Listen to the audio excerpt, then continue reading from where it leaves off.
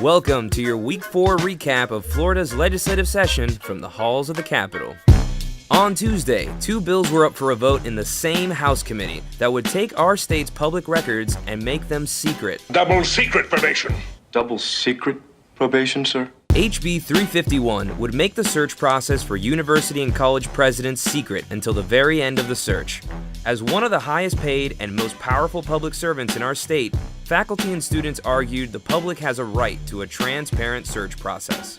We should be proud of our sunshine laws. If we bend them whenever they become a little inconvenient, then we don't really have sunshine laws. Instead, we have a situation where people wonder, for instance, whether women or minorities or Democrats or Republicans or any other group has been systematically eliminated from consideration. The second secrecy bill in committee was HB 843, legislation that would allow 2 members of any commission, city, county, and school board to discuss business but not notice it as a public meeting.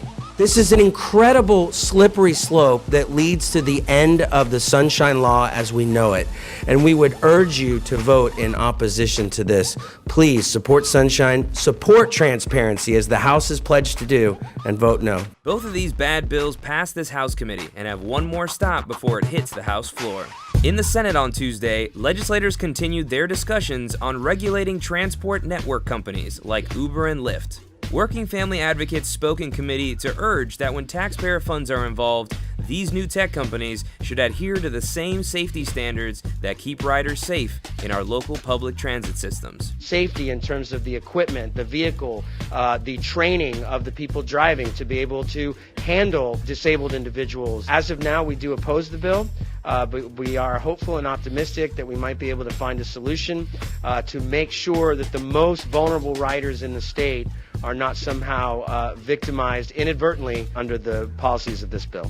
Early on Wednesday, legislators met in House committee to discuss 2 bills that put the economic and retirement security of workers at risk. HB 599 by Representative Williamson would preempt local governments from having local living wage and prevailing wage ordinances on public works projects. If you're a private for-profit company and you want to feed at the public trough and grow your company, well, guess what? There's a public conversation about the way these dollars should be spent.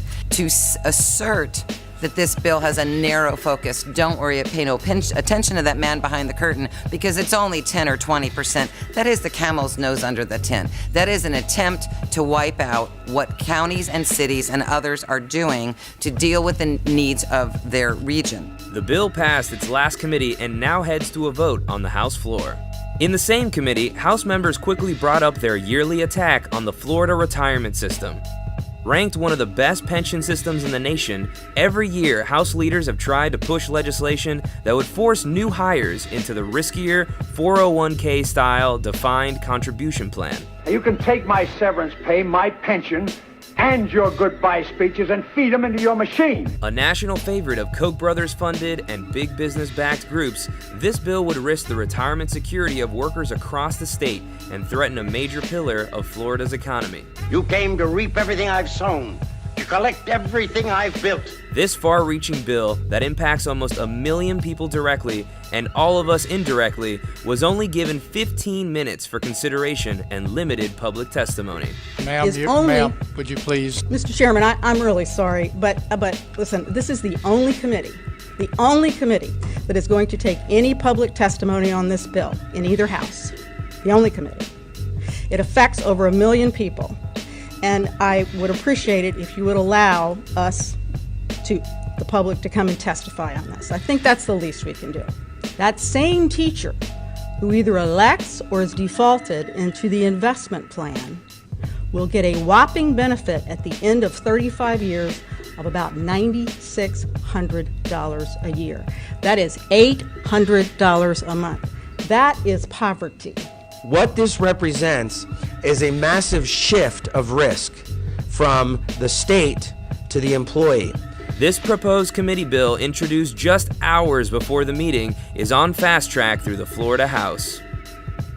The big showdown between workers' rights and extremist legislators went down on Thursday as the full Florida House voted on HB 11, the bill that would eliminate a union in a public workplace if voluntary dues-paying membership dropped below an arbitrarily set percentage. The sponsor of the bill, Representative Plakin, defended his assault on workers' rights with only anecdotal evidence and no data to back up his claims on the floor. Again, I've been told that, and again, I've not researched this, the numbers that I've mentioned, the few that I have mentioned, are only anecdotally what I've been told. You're implying like I spent years of research finding out how many unions are at what percentage and all that, and that's simply not the case. Defending the right of our teachers and public servants to have a voice on the job, HB 11 drew heated dissent from Democratic members of the House. I am no different than any other labor organization, and when you carved out firefighters, or police officers or corrections officers, I said no. And it's wrong that I'm any different than any other working person representing good, hardworking people. This is just another solution in search of a problem.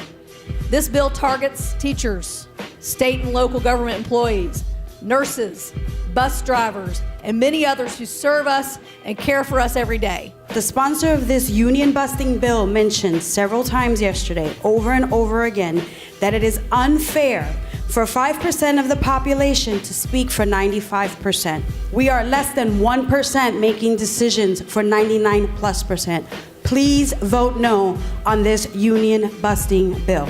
Without a single majority party member of the House speaking up in support, HB 11 passed on a party line vote with 2 Republican members joining in opposition. A shameful attack, but all is not lost and the fight against this bad policy is far from over. The bill still has to pass the Senate to become law. Thank you to all who flooded the chamber with your calls and emails this week. Be sure to sign up for legislative alerts on our website and Facebook page to get the latest calls to action against this union-busting bill. After a week of speaking truth to power in committees and fighting back against attacks to workers' rights, union members from across the state shared their experiences. We need to fight for what we want our legislators to do. They need to know everything about you and what you're trying to fight for. We have to let them know the struggles we're facing and that we need increases in salaries and benefits. Each time you come, you learn something new on how the House and how the Senate works. I've got to know my representative. I watch what they do in the House. I've watched what they do in the Senate. More information, more power.